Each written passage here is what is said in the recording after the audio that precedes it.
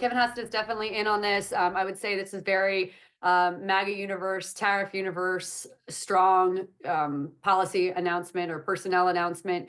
When I think of NEC director going into next year, the first thing I think of is this is the kind of person who would encourage the House and Senate Republicans to include tariffs in their tax bill.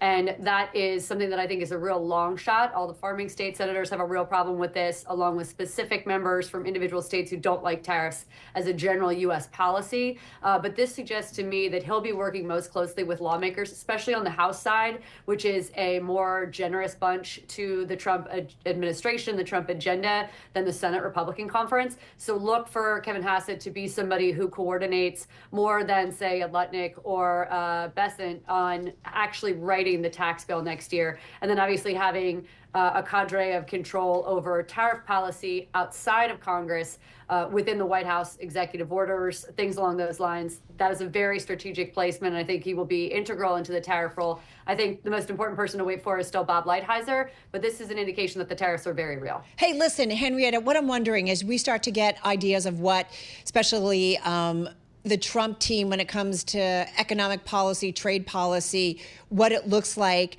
Are we increasingly building an isolationist policy for the United States, an anti-growth policy, which was kind of the antithesis when he got elected, because I think everybody thought ease in regulation, great for the business environment, pro-growth policy. How are you gaming that out? Yeah, I don't see any of that in a whole bunch of different avenues. And I would start with, they talk about deregulation spurring exhaustive economic growth. And then they also talk about trimming $2 trillion or 3% of federal spending to generate budget savings and otherwise reduce the deficit.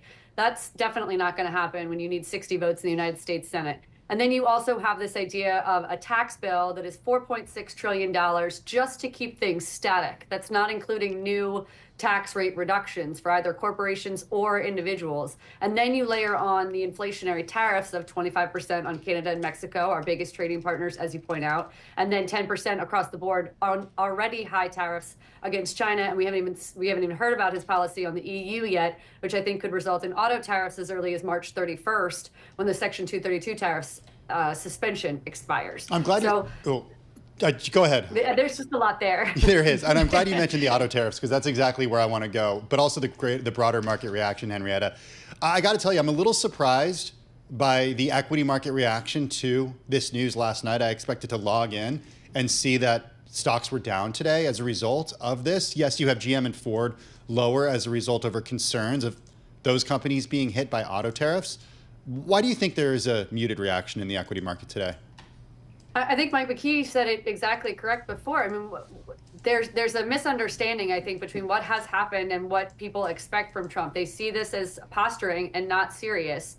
But point me to a tariff that he has not actually imposed. Point me to a tariff that hasn't been on for months, if not years. And in the case of China, 7 years worth of these tariffs. They are very real. They are not only real, they are a mandatory component of his economic agenda. When you try to pass a $5 trillion tax bill and say that you're going to get $1 trillion in revenue from tariffs, you must impose those tariffs to generate the revenue. So I think there's sort of willful disbelief. Willful disbelief, or do you think the equity market has it wrong today and that he will follow through with tariffs such as these because that's what his past behavior has shown? I think that the market should be pricing in that these tariffs are very real. I'd layer on just a little bit further. I don't think that this is going to be the case with Canada and Mexico, but be mindful that it's not just a one-time hit. When you're building an automobile, you cross the U.S., Mexico, and Canada border multiple times just for the same vehicle. So is that 25% tariff on just one time, or is it on every single time it crosses between the borders? Because that could be a 5 times event.